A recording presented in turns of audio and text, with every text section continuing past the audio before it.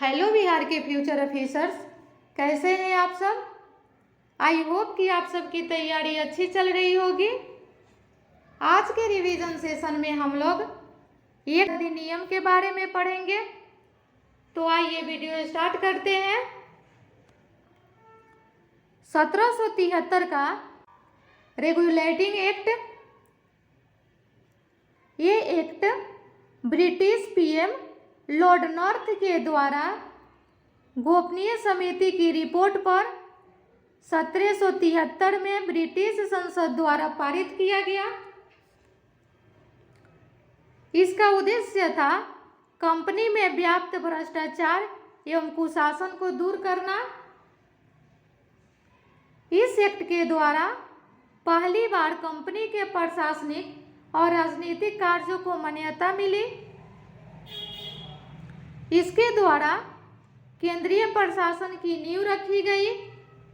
इस एक्ट के तहत मद्रास एवं बम्बई प्रेसिडेंसी को कलकत्ता प्रेसिडेंसी के अधीन कर दिया गया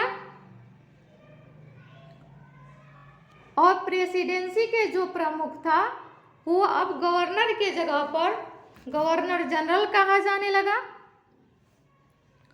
1773 के रेगुलेटिंग एक्ट के तहत 1774 ईस्वी में कलकत्ता में एक उच्चतम न्यायालय की स्थापना की गई, जिसमें एक मुख्य न्यायाधीश और अन्य 3 न्यायाधीश थे। सर एलिजाह इम्पे ये मुख्य न्यायाधीश थे और 3 अन्य न्यायाधीश जो थे वो थे चेम्बर्स, लिमेस्टर और हाइड। बंगाल का पहला गवर्नर जनरल वारेन हेस्टिंग्स था। 1772 से 1773 ईस्वी तक वारेन हेस्टिंग्स बंगाल का गवर्नर था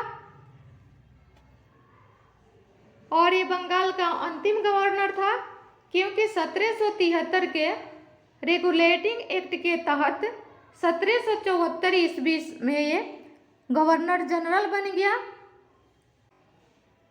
इसके परिषद के 4 अन्य सदस्य जो थे वो थे फिलिप फ्रांसिस, मानसन, बारवेल और क्लेवरिंग। ठीक है दोस्तों, अब एक्ट ऑफ सेटलमेंट 1781 में एक्ट ऑफ सेटलमेंट आया था।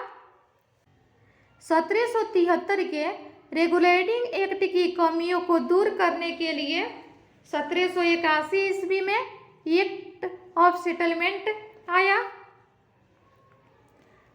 इसके तहत कलकत्ता की सरकार को बंगाल, बिहार, उड़ीसा के लिए भी विधि बनाने का प्राधिकार प्रदान किया गया। 1784 में पिट्स इंडिया एक्ट आया। इस एक्ट के तहत द्वैध शासन की शुरुआत हुई, जो 1858 तक विद्यमान रही।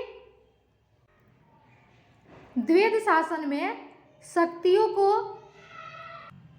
2 भागों में विभाजित किया गया था, निजामत और दीवानी। दीवानी का मतलब था राजस्व वसूली, जिसका अधिकार अंग्रेजों के पास था, और निजामत का मतलब था प्रशासन, जिसका अधिकार बंगाल के नवाब के पास था। बोर्ड ऑफ डायरेक्टर्स व्यापारिक मामलों के लिए और बोर्ड ऑफ कंट्रोल राजनीतिक मामलों के लिए बनाया गया था। अब है 1793 का चौट। इस एक्ट के द्वारा कंपनी के व्यापारिक अधिकारों को 20 वर्ष के लिए बढ़ा दिया गया। इस एक्ट के तहत नियंत्रण बोर्ड यानी कि बोर्ड ऑफ कंट्रोल के अधिकारों को वेतन भारतीय कोष से मिलने लगा। अब है 1813 का चार्टर एक्ट। ये एक्ट कंपनी के भारतीय व्यापार के एकाधिकार को समाप्त कर दिया गया,